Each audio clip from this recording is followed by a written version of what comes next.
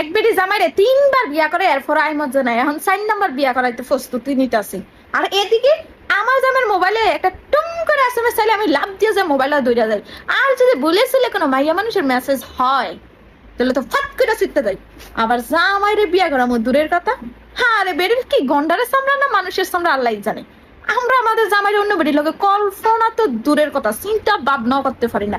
আর এ বেটি কেমনি সহ্য করি বাবা যায়।